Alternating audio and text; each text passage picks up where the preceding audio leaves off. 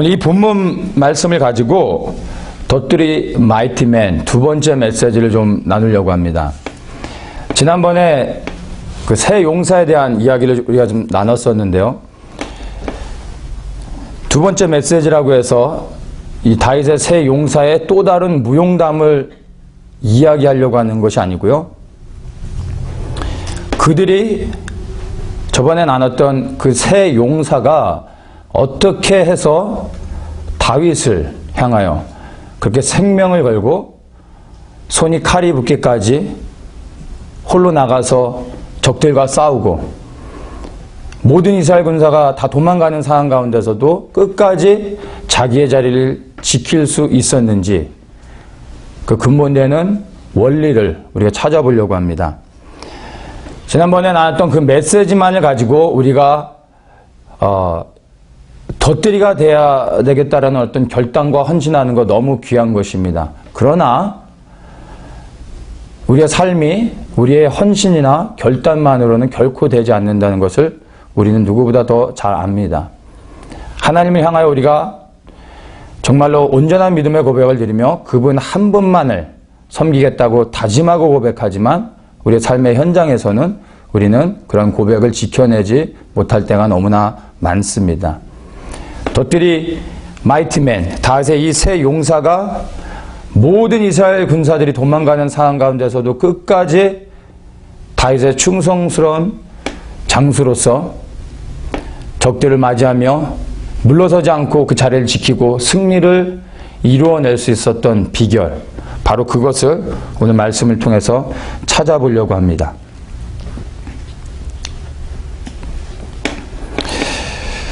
14절부터 한번 보도록 하겠습니다. 13절 후반에 보면 이제 블레셋 군이 다윗과 싸우기 위해서 이스라엘로 넘어왔습니다. 그리고 이 후반에 보면 블레셋 사람의 떼가 르바임 골짜기에 진쳤더라 이렇게 말하면서 14절에 블레셋 사람의 영체는 베들레헴에 있는지라 이렇게 또한 말하고 있습니다. 영체라는 말이 뭐냐면 영어 성경에서는 게리슨이라는 단어를 씁니다. 바로 주력 부대를 이야기하는 것입니다. 르바임 골짜기에 진쳤다고 얘기하는데 이것은 일단 베들레헴에 이 블레셋 군의 주력 부대가 자리를 잡고 진을 친 다음에 그 중에 선발대가 르바임 골짜기 앞으로 나간 것입니다. 이제 다윗과 싸우기 위해서. 그러니까 메인 주력 부대는요, 르바임 골짜기에 있는 것이 아니라 바로 베들레헴 이 성에 자리를 잡고 있는 상황인 것입니다. 자, 이렇게 전쟁을 앞두고 있는 상황 가운데서 우리가 읽은 것처럼요, 다윗이 뭐라 그럽니까? 이 다윗이 산성에 서서 혼잣말로 뭐라고 외치고 있습니까? 혼잣말 외친 것이 아니라 그냥 독백하듯이 얘기한 거죠. 15절에 누가 나로 하여금 이 베들레헴 성문 옆에 있는 우물물을 마시게 할까? 하면서 혼잣말로 이렇게 고백을 한 거예요. 독백을 한 것입니다. 이 말을 듣고 산성 위에서 이 얘기를 하고 있는데 그 밑으로 우연찮게 다윗의 새 용사 중에 한 명이었던 제가 생각할 때 요셉바세벳이 지나가면서 듣지 않았을까 생각합니다. 전쟁을 앞두고 이제 진지를 살펴보고 이렇게 돌아가고 있는데 산성 위에서 다윗이 고백하는 거예요. 내가 정말 이 베들레헴 물 한 모금을 마시고 싶다. 누가 나로 하여금 이 물을 마시게 할 수 있을까라고 혼자 간절히 원하면서 이 고백을 했던 거예요. 우리가 여기서 알아야 될 게 뭐냐면 지금 이 베들레헴 우물물을 마시고 싶다고 한 다윗의 이 고백이요, 지금 상황이 이스라엘 군 안에 물이 없어서 육체적인 갈급함 때문에 물을 찾는 것이 아닙니다. 이 사람들도 물이 충분히 있습니다. 근데 이 다윗이 지금 베들레헴 물을 찾고 있는데 베들레헴에 있는 그 우물물이 특별히 초정리 광천수라 그냥 이 미네랄이 풍부하고 뭐 마시면 뭐 독소가 다 빠지고 몸이 건강해지고 뭐 이런 천연수가 아닙니다. 이거는 쉽게 얘기하면은 시스턴이라고 해서 물을 저장하는 탱크입니다. 여기에 우물물이, 베들레헴에 있는 우물물이 물을 저장하는 탱크인 것입니다. 이스라엘에서는 비가 자주 오질 않고 또 물이 항상 부족하기 때문에, 근데 대신 비가 오면 한 번에 엄청나게 많은 물이 쏟아집니다. 그래서 그때 1년 동안 먹을 물을 받아내야 되는 것입니다. 그래서 이스라엘에 가면 많은 곳에 물 저장 탱크가 있습니다. 땅을 깊이 파놓고 물을 고이게 만드는 거예요. 물이 흘러가서 그 땅 파놓은 곳으로 들어가게끔 땅을 깊이 팝니다. 바로 그 우물물이라는 게 땅 밑에서 올라오는 샘물이 아니라 바로 비를 받아가지고 저장해 놓은 물탱크인 것입니다. 그러니까 물맛이 특별히 좋아서 그 물을 마시고 싶어 했던 것도 아니에요. 왜입니까? 이 베들레헴은 아시는 것처럼 다윗이 태어나고 다윗이 자란 곳입니다.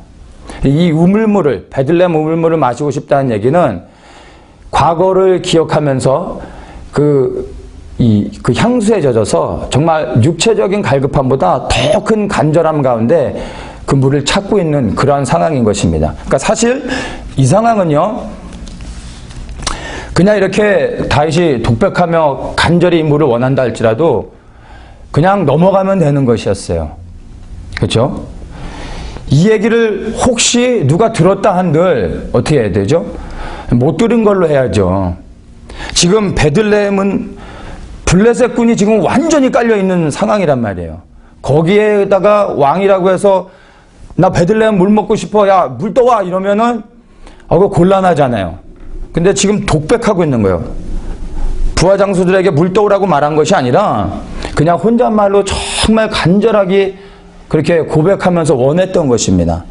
그러니까 지나가다가 요셉바세벳이 들었어도 못 들은 걸로 해야 되는 것입니다. 그냥 넘어가면 되는 것이에요. 근데 덧들이 마이티맨이잖아요. 다윗의 충성스러운 장수. 요셉바세벳이 이것을 듣고 이제 의형제들을 부릅니다. 엘르야살과 산마를 딱 부르는 거예요. 얘들아, 집합. 우리의 왕 다윗께서 목이 너무 마르시댄다. 저 베들레헴 지금 블레셋군이 진치고 있는 저곳에서 이 우물물을 길어갖고 우리 왕께 드려야 되겠다. 딱 이렇게 말하니까 엘르야살과 산마가요, 군소리하지 않고요, 장비를 챙기고 칼을 잡고 말을 탑니다. 형님 가시죠 하고 이제 물 들어가는 것입니다. 생각을 해보세요. 다른 장수들도 아니고요, 이 덧들이 마이티맨이에요. 다윗의 전설들, 이 세 명의 최고의 용사들이요, 적장에 머리를 베러 가는 것이 아니라 다윗 왕의 물을 들어가는 것입니다.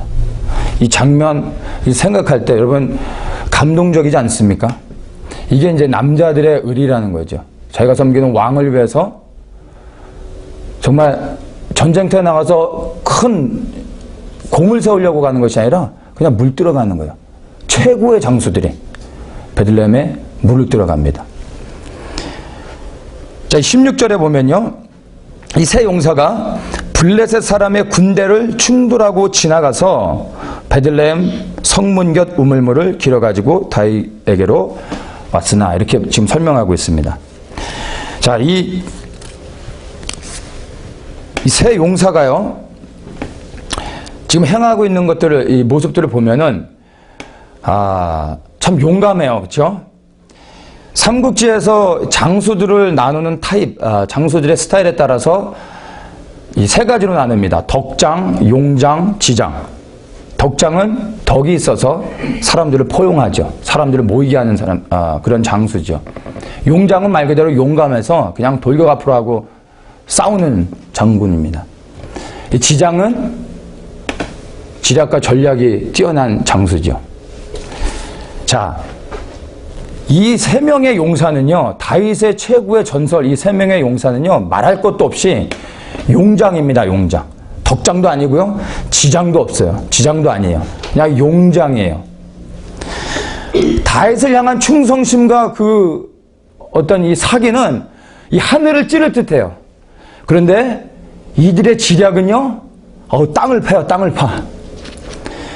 생각을 해보세요. 지금 블레셋군이 베들레헴에 완전히 깔려있는 상황이에요. 주력 부대가 거기에 있다니까요. 그런데 벌건대낮에 그냥 말을 몰고 그냥 뚫고 가는 거예요. 물 뜨는 것까지는 좋다 이거예요. 그러면 어떻게 가야 됩니까? 밤에 가죠, 밤에. 그 수많은 블레셋군이 있는데 3명이서 어떡하려고.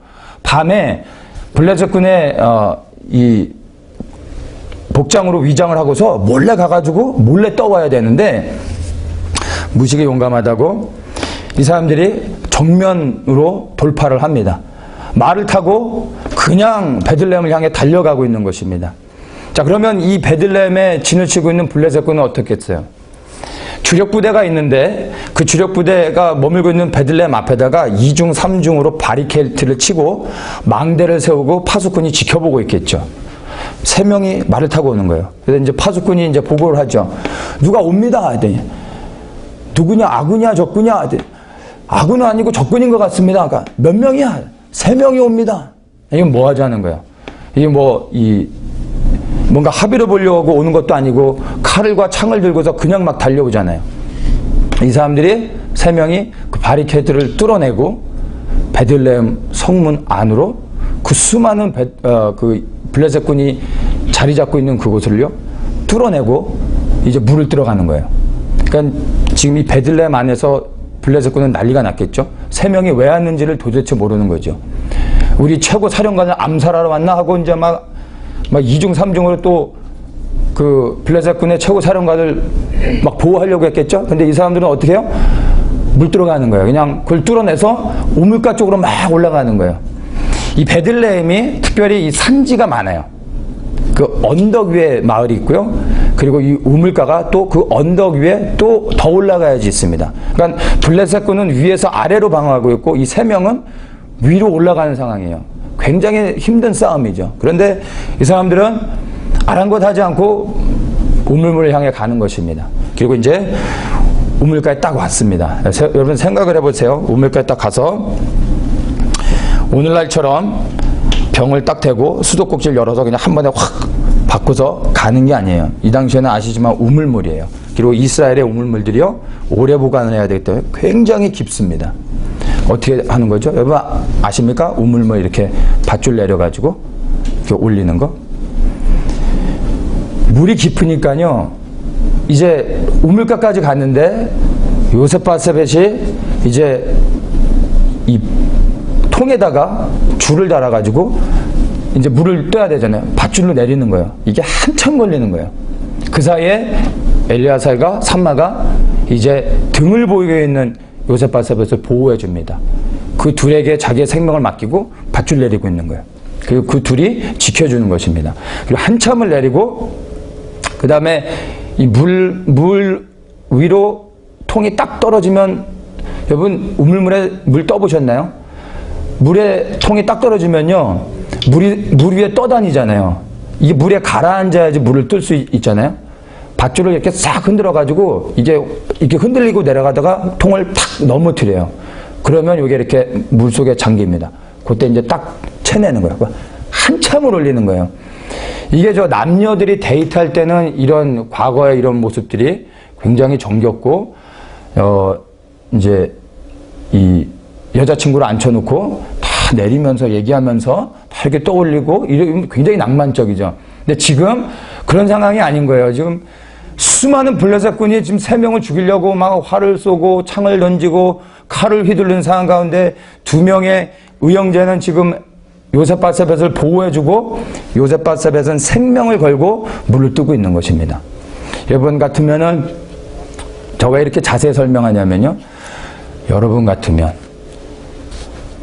물 뜨고 싶으시겠습니까? 예? 이거 아무리 왕이라도 공과 사는 구분하셔야지. 지금 전쟁을 앞두고서 그냥 물이 없는 것도 아니고 아무거나 대충 드시고 싸움을 준비하지, 이렇게 말해도 사실 되는 거예요. 그렇죠? 근데 자발적으로 떠오라고 말하지도 않았는데 이 다윗의 3명의 용사들이요, 그들이 섬기는 생명을 들여 섬기는 이 다윗 왕이 그렇게 먹고 싶어하는 이 물 떠다 드리고 싶은 거예요. 그래서 이러한 험난한 모든 여정을 뚫어내고 기어이 물을 떠온 것입니다. 단순히 쉽게 물 떠온 걸로 생각하시면 안 돼요. 자, 이렇게 어렵게 해서 물을 떠왔습니다. 16절 후반에 보면요, 다윗에게 이 물을 가지고 왔습니다. 그리고 이제 다윗 왕에게, 왕이시여, 당신이 그렇게 마시고 싶어 했던 베들레헴 우물물을 우리가 떠왔습니다. 드십시오. 그냥 한 번에 그냥 다 드셔버리십시오. 딱 이랬어요. 근데 다윗이 어떻게 얘기합니까? 16절 후반절에요. 다윗이 마시기를 기뻐 아니하고 그 물을 여호와께 부어드리며 가로되 여호와여, 내가 결탄코 이런 일을 하지 아니하리이다. 이런 일이 뭐죠? 물 마시지 않겠다는 거예요. 이는 생명을 돌아보지 아니하고 갔던 사람들의 피니이다 하고 마시기를 즐겨 아니하니라. 아멘. 자, 이 짧은 한마디 안에요, 다윗의 성품이 완전히 녹아져 있습니다.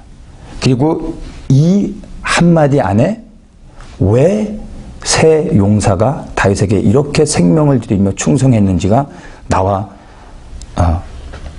있는 것입니다. 다윗은요, 왕입니다. 이렇게 해서 물을 떠왔어요. 그러면 마땅히 그 물을 마실 수 있는 권한과 자격이 있어요. 진짜로 이 세 용사가 다윗 왕을 위해서 물 마시라고 떠온 거예요. 근데 이 다윗 왕이요, 물을 마십니까? 아니요, 마시지 않습니다. 왜요? 여기서 말하잖아요.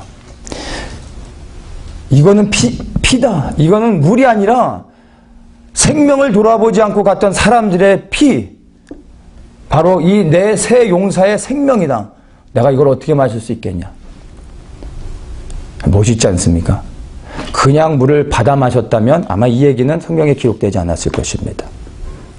다윗이 이 물을 마시지 않은 이유, 바로 자기의 충성스러운 장군들의 생명이라고 생각했기 때문입니다.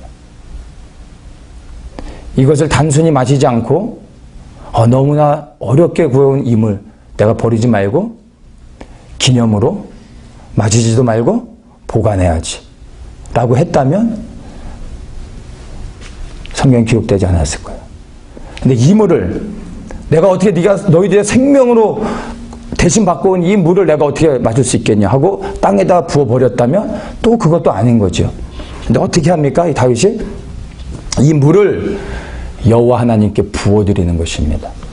여기에 다윗의 성품이 있고 이것에 다윗의 용사들이 다윗에게 생명을 드릴 수 있었던 것입니다. 이걸 통해서 다윗이 정말로 마음 중심 가운데서 늘 누구를 섬기고 있는지를 보여주는 것입니다. 자기를 위해서 마셔버렸다면 그 영광을 자기가 취하는 것입니다. 그 부하 장수들의 생명도 자기가 취하는 것입니다. 내가 높아지는 것이죠. 그리고 나는 마땅히 왕이니까 이럴 자격이 있어라고 말하는 것입니다. 근데 왕이지만 다윗은 자기 스스로 왕으로 생각하지 않았습니다. 나의 왕이신 하나님 앞에 이 물을, 이 생명을 드려야지. 다윗의 용사들도 하나님을 섬기는 자들입니다. 근데 그들이 하나님을 어떻게 섬깁니까? 다윗 왕을 섬김으로 하나님을 섬기는 것입니다. 그래서 다윗 왕께 충성을 했던 것이죠. 근데 생명을 돌아보지 않고 다윗 왕을 위해서 물을 떠왔는데 그 물을 진짜 다윗 왕을 드시라고 떠온 물인데 다윗 왕이 그걸 먹지 않고 하나님 앞에 부어드린 거예요. 하나님 앞에 제사를 드린 것입니다. 이게 예배잖아요. 그들의 생명을 드리며 수고하고 그리고 헌신했던 이들의 그 모든 성의가 들어가 있던 이 물을 여호와 하나님께 드린 것입니다. 다윗을 위해 했던 일이 하나님 앞에 드려지게 된 거예요. 그것을 보는 용사들의 마음이 어떻겠습니까? 얼마나 더 큰 감격이 있었겠습니까? 다윗 왕이 마시는 것보다 그 물을 여호와 하나님께 부어드렸을 때 그 다윗을 이 장군들이, 이 세 명의 용사들이 어떻게 쳐다봤겠습니까? 어떠한 마음으로 이 다윗을 생각했겠습니까? 여호와 하나님께 부어드린 것입니다. 다윗은 진정으로 아래로는 자기의 부하 장수들을 하나님의 성품을 가지고 사랑하고 그들을 섬기고 배려하고 존중했던 자인 것입니다. 그리고 위로는 한 분 하나님, 여호와 하나님을 섬겼던 것입니다. 이것이 바로 여기에서 드러나는 것입니다. 이거 하나로도 충분하지만 또 한 가지 정확하게 분명하게 다윗의 성품, 그 부하 장수들과 관계되어져서 다윗을 따르는 자들과 관계 안에서 다윗이 어떤 사람이었는지를 사무엘상에서 또 30장에 보면은 다윗과 용사들의 관계에 대한 이야기가 나옵니다.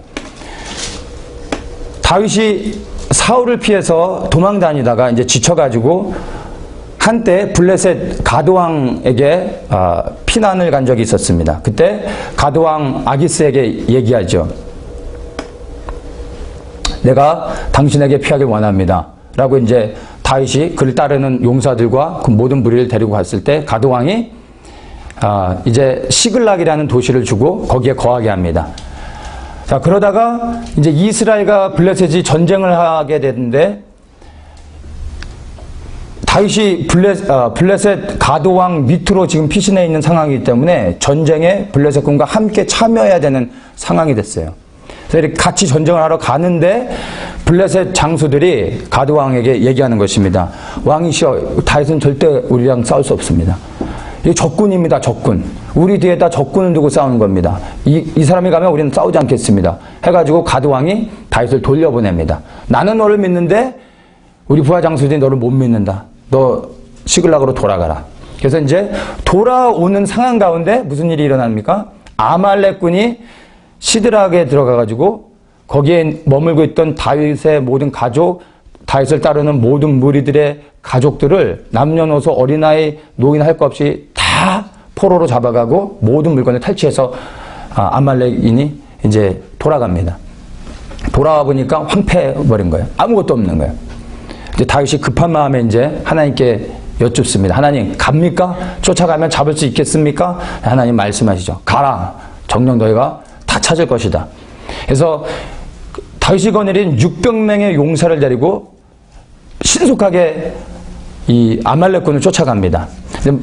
급하게 막 쫓아가다가 쉬지 않고 가다 보니까 그를 따르는 600명의 용사들 가운데 200명이 중간에 지쳐가지고 남게 됩니다. 그리고 400명만 데리고 가서 아말렉을 치고 모든 다윗에게 속했던 사람들, 가족들을 안전하게 데려오고 또 그들에게서 탈취물을 얻어가지고 많은 재산을 가지고 돌아오게 됩니다.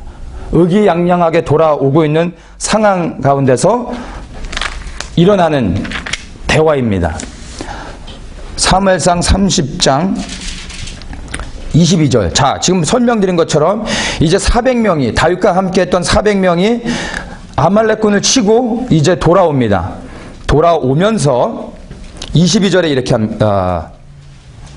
이제 남아있던 200명이 다윗을 영접하러 나옵니다. 그때 이제 22절에 이렇게 얘기합니다. 다윗과 함께 갔던 자 중에 악한 자와 비류들이 다 가로되 그들이 우리와 함께 가지 아니하였은즉 우리가 도로 찾을 물건은 무엇이든지 그들에게 주지 말고 각 사람의 처자만 주어서 데리고 떠나가게 하라 하는지라. 자, 400명의 용사들 가운데 많은 무리들이요, 다윗이요, 우리는 이 200명 남아있던 사람들과 우리의 탈취물들을 나눌 수 없습니다.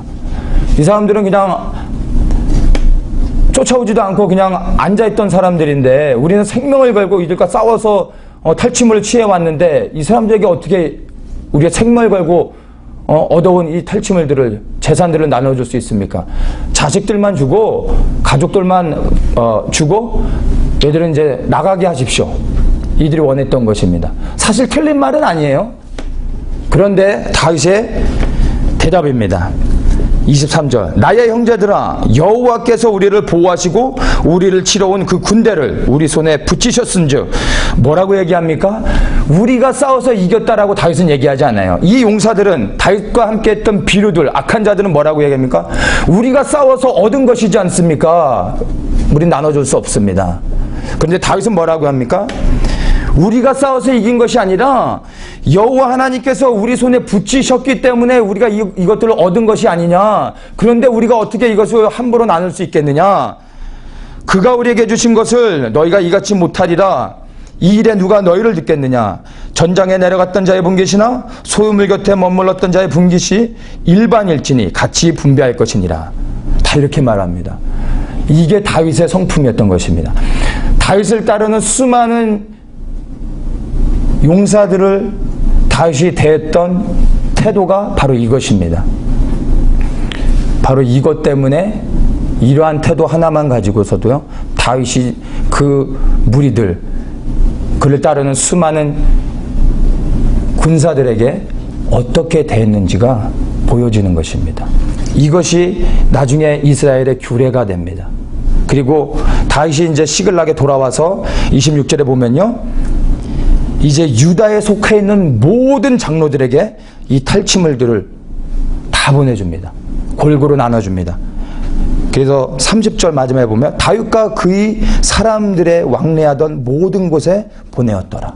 유다에 속한 모든 장로들에게 이 탈취물들을 나누며 하나님이 이기게 하신 승리를 함께 기뻐했습니다. 이게 다윗의 성품이었던 것입니다. 자, 이것을 보면 우리가 알 수 있는 것이 왜 다윗의 용사들이 그렇게 다윗에게 목숨을 걸며 다윗을 지키려 했는지를 우리가 알 수 있다라는 것입니다.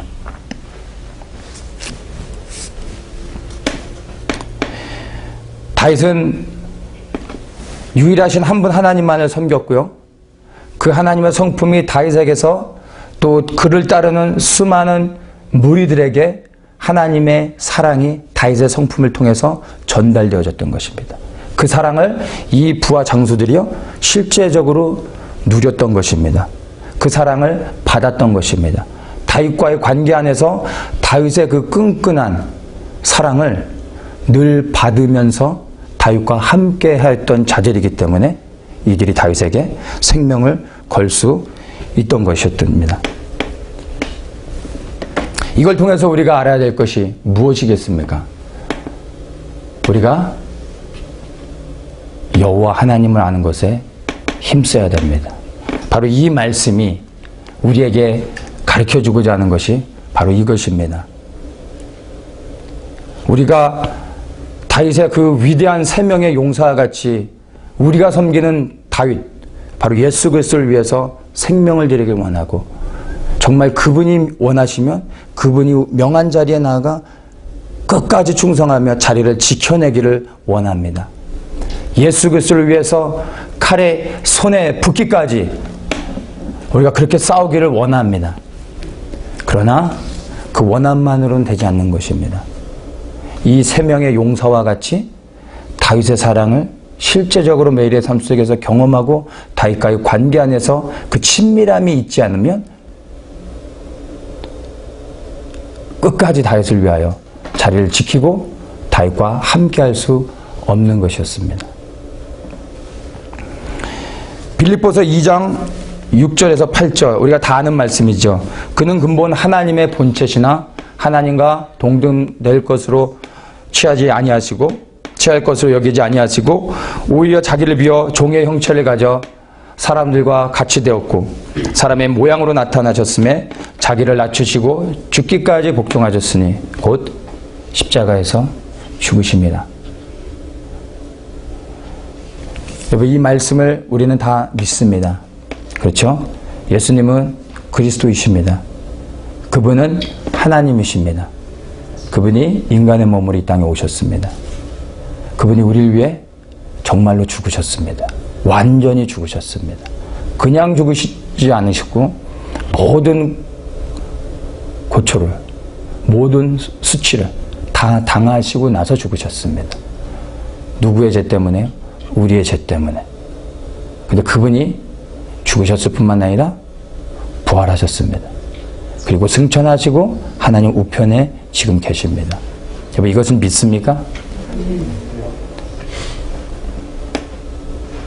그런데요, 놀라웠게 우리가 믿는 이 말씀, 이것을요, 세상에 수많은 사람들은 믿지 않습니다. 이것을 믿는 우리를 오늘날 너무나 어리석게 생각합니다. 여러분, 이것이 믿어지는 게 얼마나 기적이고 은혜인지 아십니까? 주 예수 그리스도를 알아야 됩니다. 이 다윗을 위해 물을 떠왔던 세 명의 용사들, 그리고 이 물을 받아서 하나님 앞에 부어드렸던 다윗의 모습을 통해서 저는 그리스도의 성품을 발견했습니다. 우리는 하나님을 섬깁니다. 한 분 하나님을 섬기죠. 그런데 우리는 때로는 예수님을 찬양하고 예수님께 사랑을 고백하고 예수님이 우리의 주인이라고 또 말해요. 어떨 땐 하나님이라고 했다가, 그렇죠? 예수님이라고 말하는 게 좋습니다. 예수 그리스도를 통해서만 우리가 하나님 앞에 나아갈 수 있습니다. 예수 그리스도를 통해서만 죄사함을 받고 예수 그리스도를 통해서 진정으로 하나님 앞에 서고 영원한 구원을 얻을 수 있습니다. 근데 만약이란 제가 이렇게 만약이라고 얘기하고 이게 예를 들자는 것입니다. 만약에도 사실은 있을 수 없는 일인데, 만약에 예수님께서 하나님을 섬기는 것에 실패했다면요, 우리가 예수님을 주인으로 섬기고 예수님만을 섬기고 찬양하고 예수님께 경배드리는 모든 것이요, 우리도 다 실패하게 됩니다. 그런데 예수님은 하나님을 섬기는 것에 실패하지 않으셨습니다. 모든 영광을 그분이 다 취하실 수도 있었지만 그분이 받는, 예수 그리스도께서 받으신 모든 영광과 권세와 능력을 하나님 아버지께 온전히 순종했습니다. 우리가 드리는 예수 그리스도의 이름으로 헌신하고 순종하고 섬기고 그 예수 그리스도의 이름을 높이는 모든 것이요, 예수님이 다 받으신 다음에 그분이 취하지 않습니다. 그분이 하나님 앞에 가지고 가서, 하나님, 이렇게 모든 하나님의 백성들이 하나님을 찬양합니다라고 하고 그 모든 영광과 존귀, 찬양, 그것을 예수님이 하나님 앞에 다 드립니다. 그렇기 때문에 우리가 예수 그리스도의 이름으로 드리는 모든 경배와 찬양이 실패하지 않는 것입니다. 이게 예수님의 성품이 이 안에 숨겨져 있는 또한 비밀이기도 한 것입니다.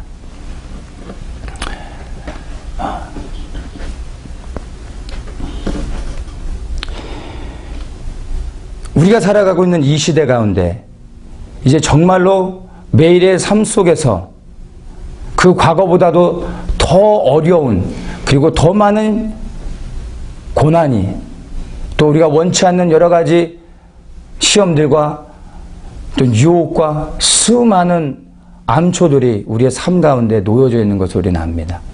매일의 순간 가운데서 어떻게 우리가 주님을 섬길 수 있겠습니까? 주님을 더욱 알아야 됩니다. 예수 그리스도를 더욱더 알아야 됩니다.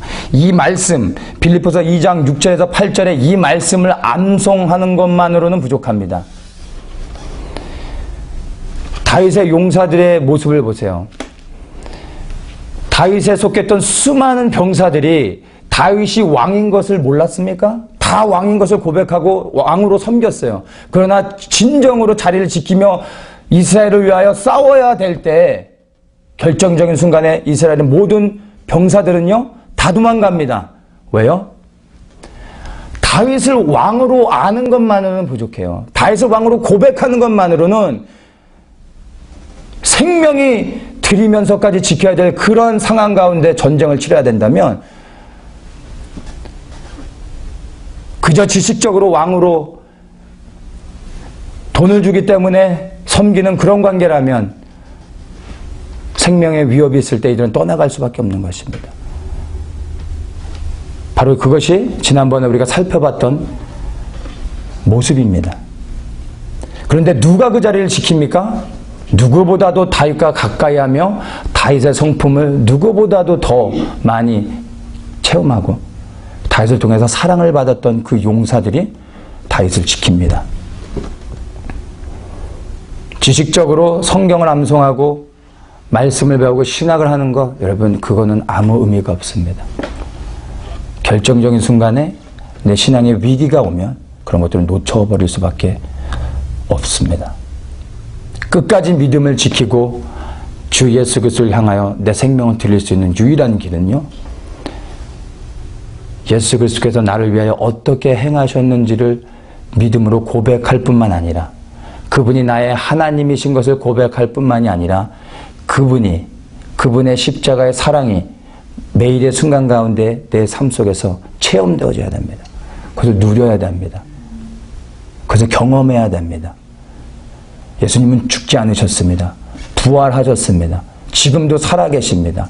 매일의 삶 속에서 살아계신 예수님을, 그 사랑을 2000년 전에 십자가의 그 사랑 단 한 번을 경험하고 그 한 번을 매일 묵상하는 것이 아니라 매일의 삶 속에 주님이 나를 어떻게 보호하고 지키시고 인도하시는지를 매일의 삶 속에서 그분을 경험해야 되는 것입니다. 주님을 사랑하는 만큼 주님이 사랑이 깨달아지는 만큼 내가 주님을 사랑할 수 있습니다. 주님의 사랑이 나의 실제적인 삶 속에서 풀어지는 만큼, 체험되어지는 만큼 주님을 위하여 섬기고 명하신 자리에 나아가 요동하지 않고 지킬 수 있는 것입니다. 어떻게 해야 되겠습니까? 여러분, 우리 개개인의 선택에 달려 있습니다. 성경 속에 갇혀져 있는 말씀으로서 머리에만 채우는 것이 아니라 주님을 알기를 위해 더욱더 간절히 찾고 또 부르짖어야 되는 것입니다. 그리고 매일의 삶 속에서 예수가 그리스도임을 경험하십시오. 그분이 모든 것의 왕 되심을 고백하실 뿐만 아니라 그것을 보아야 합니다. 그러한 자들만이 진정으로 이 다윗에 속했던 충성스러운 용사들과 같이 다윗 가장 가까운 곳에서 그를 지켜주며 그와 함께 할 수 있는 것입니다. 말씀을 마무리하면서 한 가지를 좀 더 나누길 원합니다. 재미있는 것은요, 이 다윗에 속했던 이 용사들이요, 그 시작이 어땠는지 아십니까? 사무엘상 22장인가에 보면 이제 다윗이 아둘람 굴로 사울을 피해 도망갑니다. 그때 이제 다윗의 가족들이 다윗에게 모이죠. 그러면서 여러 부류의 사람들이 다윗에게 붙기 시작합니다. 어떤 자들이 붙었는지 아세요? 말씀 한번 보겠습니다.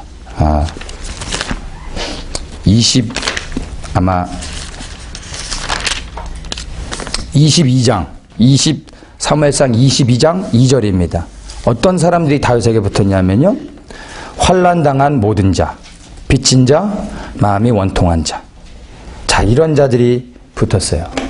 한마디로 얘기하면 어떤 사람인지 아세요? 우리가 아까 사무엘상 30장의 말씀을 봤었죠.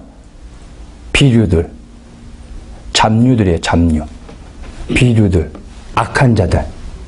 그러니까 이스라엘 사회에 적응하지 못한 불만 많은 사람들, 사고친 사람들, 건달들, 이런 사람들이 대부분이었어요.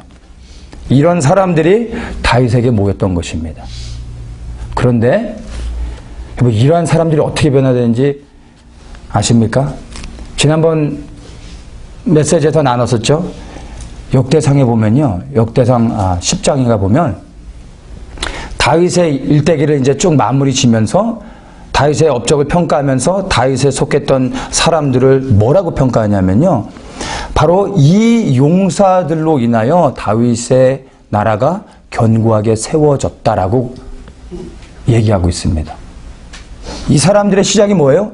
비류들이에요. 비류들. 사회에 적응하지 못한 건달들이었어요. 그런데 이러한 자들이 다윗에게 속했을 때, 다윗이 하나님의 성품으로 이들을 품었을 때 이들이 변화되어지는 것입니다. 어떤 사람들로요? 하나님의 사람들로, 하나님 앞에 충성스러운 사람들로 변화되어졌던 것입니다.